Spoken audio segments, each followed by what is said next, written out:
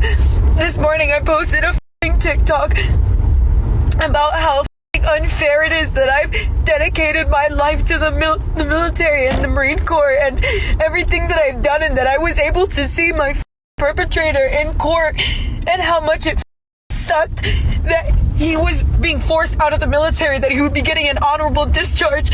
Well, not even 10 minutes ago, I just got word that this will be getting retained because it went all the way up across the board. Everybody said that they would not retain him, and the head honcho, the CG, with all of the proof and a admission to guilt, decided that they will retain him. And this is exactly why females in the military kill themselves. This is exactly why nobody takes us seriously. Regarding the video,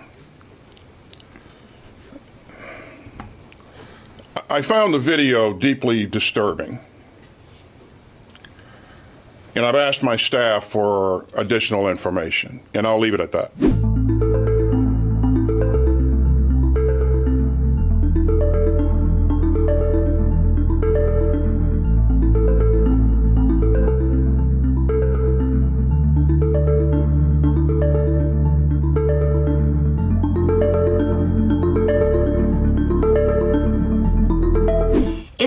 Brutal.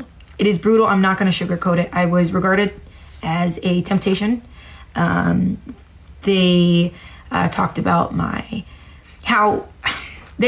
how yes, he did something wrong to me, and they acknowledged that, but that my trauma could be a character building lesson for him. Like, he can now take this one small incident that he did and be a better leader for it. One of the things that stood out most to me is how similar Delina's response and situation is to so many other survivors, where they have really risked so much to go through this process of making a report and seeing that report through a formal system, and then are later in a situation where they find out that that information wasn't communicated to them in a transparent way.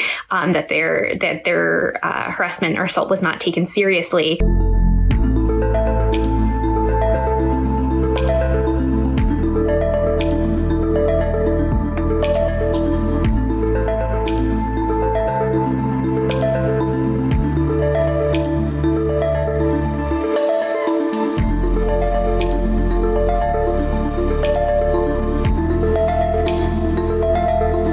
Because in the military, there is this emphasis on unit cohesion and the chain of command and the hierarchical structure that creates additional barriers for victims of sexual assault and harassment. One of the other things about this story that is really unique and troubling is that the person who perpetrated sexual assault,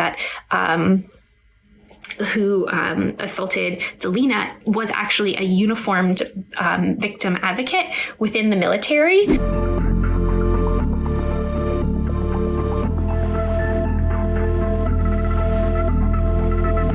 Four days ago, I made a video before I stood on the stand and testified against what a Marine did to me, what he took from me, and the person that I am because of it. So I was allotted the opportunity to watch that Marine receive an honorable discharge.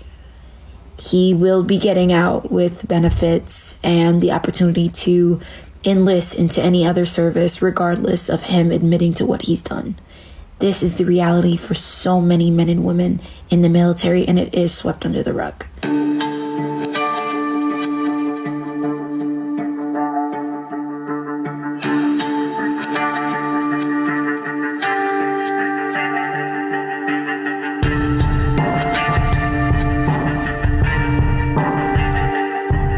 It is not an easy thing for survivors to do, to share their story publicly, let alone in an identifiable way on social media that is going to be viewed by millions and circulated by news media.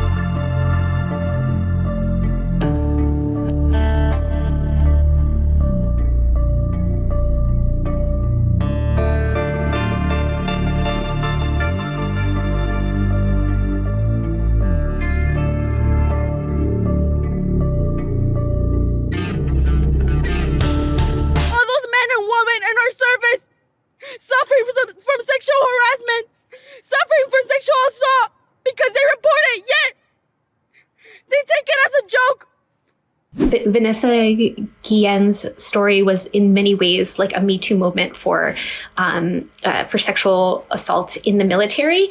And it really created this avenue for survivors to recognize that that they are not alone. We're losing soldiers, and not to foreign lands and on battleground, but we're losing them within the military system because of the pervasive culture of harassment and abuse.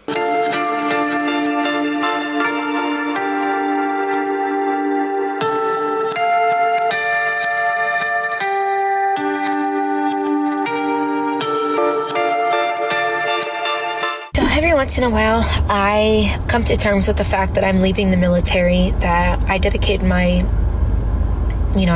myself and my body and, my child's whole life to just this organization, and they just didn't take care of me the way that they promised that they would.